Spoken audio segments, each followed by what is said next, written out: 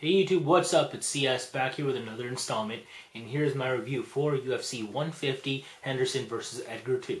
Alright guys, overall I went 6-4 on the night. Well, you don't want to hear me complain about this shit. Let's just explain why I went 6-4. In real talk, I thought the theme of the night would be cardio. It was more so ignorance, but let's just start off at the main event then.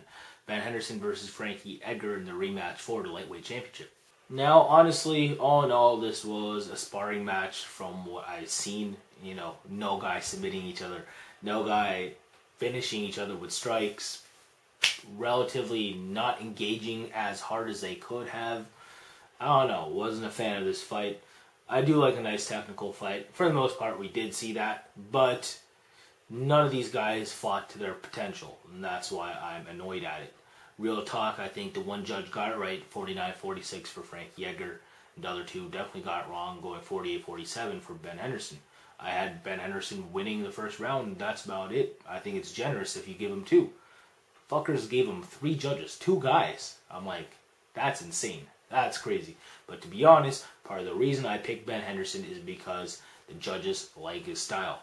Now, significant strikes, you know, real talk, I thought what he had in significant strikes in his first bout was overwhelming to the point that he took at least 3 rounds against Frankie Edgar in that first fight. So I'm like, okay, he won. I was happy he won because, I thought those significant strikes counted for something. You know, he did a good job counterpunching that bout. In this bout, the most significant strikes he threw were his fucking leg kicks, yo.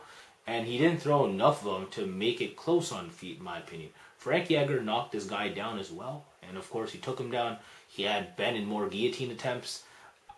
I don't know. You know, you tell me who you thought won that fight. I'm pretty sure most people thought Frankie won that at least 3-2.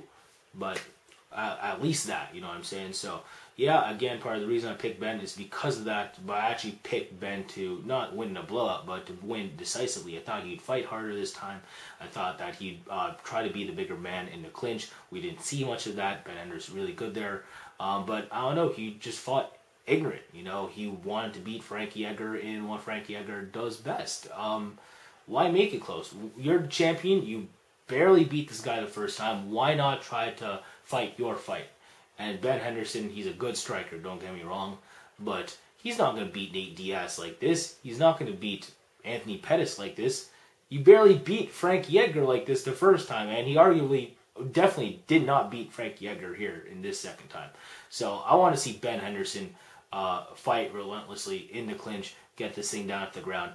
Edgar's a hard guy to get a grasp of. That's an argument to why he didn't try to do that game plan, but like, it wasn't even on close on the feet, in my opinion. So Ben's lucky that the judges like his style and the fact that he did not look cosmetically banged up. You know, he's fortunate for that shit. So that just sucks for Frankie Edgar because now he has to face Jose Aldo for the featherweight title. And I think he takes an L there.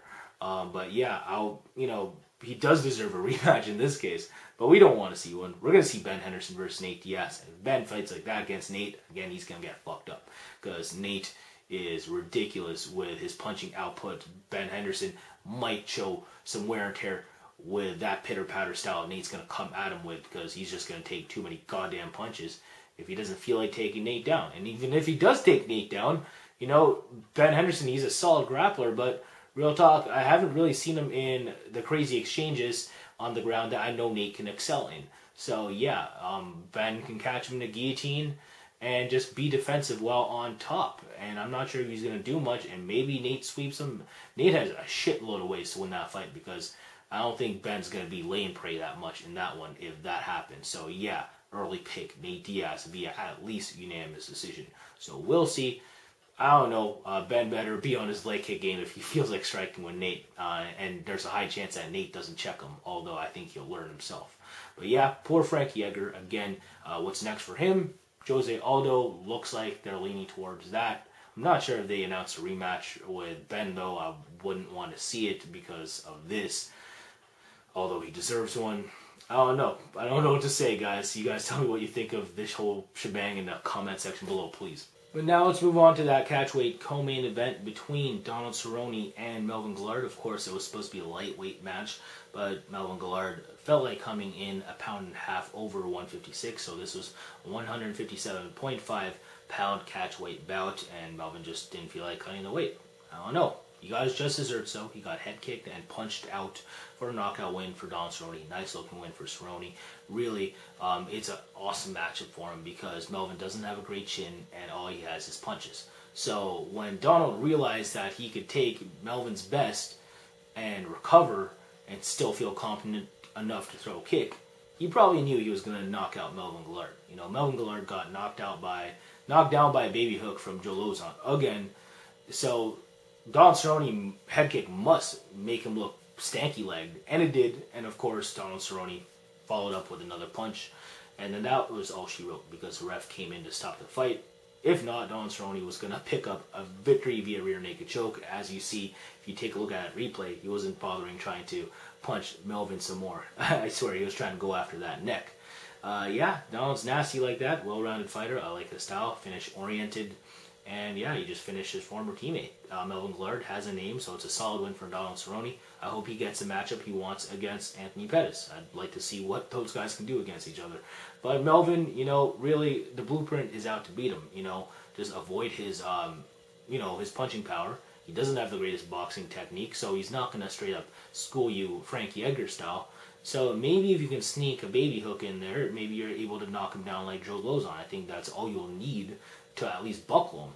Of course, if you can somehow lure him to the ground, or if you muscle him down to the ground, although his sprawls are good, of course it's all she wrote for him there too, because his ground skills are ass, although he's a blue belt in BJJ. So yeah, there's a lot of holes in Melvin's game, and they just haven't improved. The guy's plateaued as a fighter, in my opinion.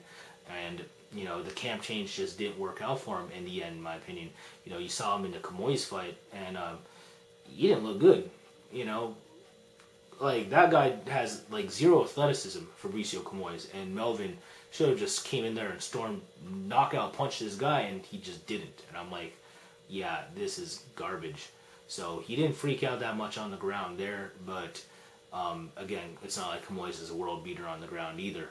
So yeah, if you just have a finish-oriented style, I think that's all you need to beat Melvin Guillard if you avoid his punching power. So yeah, a lot of holes in that guy's game. I really think he is gatekeeper in this lightweight division. I don't think they should push him anymore. But now let's move on to that middleweight bout between Jake Shields and Ed Herman. And this is one of the bouts I was looking forward to the most. Vintage Shields, though, you know, homeboy held it down. You know, homeboy, because I like Jake Shields. I also like Ed Herman, and I wanted him to do good in front of his Colorado faithful, but, you know, he fought like an idiot. I did pick Ed Herman. You know, I like his finish-oriented style. I thought that we were going to see that side of his stand-up in this fight, but he chose to clinch with Jake Shields, and I see what he was trying to do there.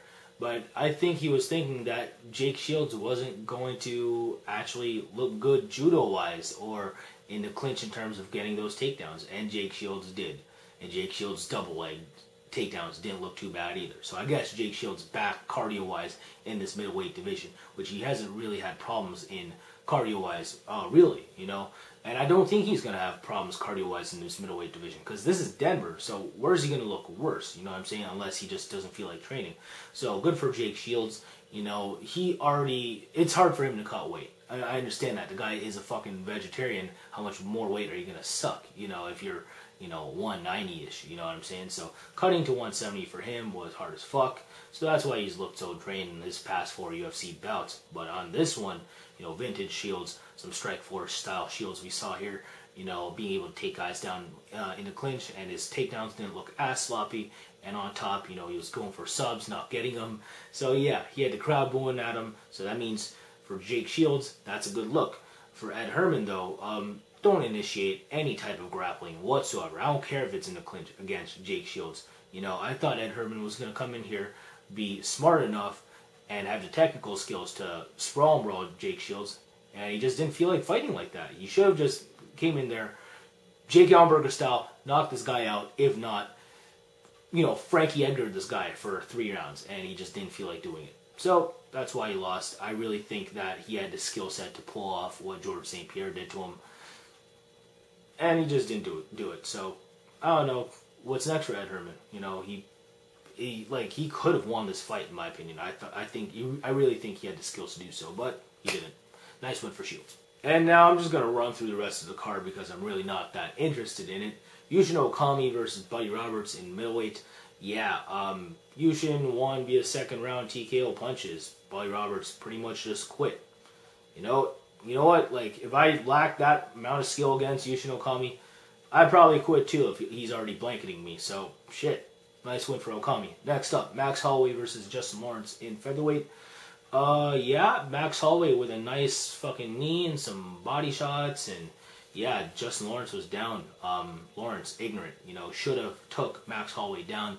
Max Holloway, he's athletic enough to keep shit on his feet, but real talk, Lawrence could have just came in there, clinch up, score a takedown, win whatever he wants to win with, and he just didn't feel like doing so. He felt like striking. His pride got the best of him, like it does to a lot of people who like striking. Ed Herman should have liked striking come this night. Again, I'm still mad about that. But yeah, Justin Lawrence, he just fucked up. What can I say? Next up, Dennis Bermudez versus Tommy Hayden in featherweight in the preliminary card. Nice win for Dennis Bermudez. Tommy Hayden, not really great anywhere. Bermudez, sick guillotine choke. We saw one submission tonight. Next up, Michael Kiper versus Jared Hamman. Kiper, better striker, pretty much better everywhere, but I thought the cardio would get the best of him. That's why I picked Hamman. And Hamman just looked like vintage Hamman, just getting knocked down and out all over the place, stumbling and shit. Yeah, Kiper, nice TKO win. Really, it is Jared Hamman. It's not like this gets him anywhere. It prevents him from being cut, but it's not like I was impressed. Hamman has a rubber chin for like a good few minutes, and then you're gonna knock him down, and that's it. So yeah, again, nice win for Kiper, I guess. Next up, Eric Perez versus Ken Stone. Ken Stone has like some of the best I got knocked out face ever, So Eric Perez, nice looking win, and then the ref woke up Ken Stone as soon as Eric Perez was pulled off. So yeah, that was relatively flashy. Good shit. Next up, Chico Camus versus Dustin Peg. I picked Chico to win this fight. He did. UD, not surprised. Dustin Peg really isn't great anywhere. He's best on the feet. And Camus is a capable striker from Rufus Sports, so it's not like Peg was getting shit off there.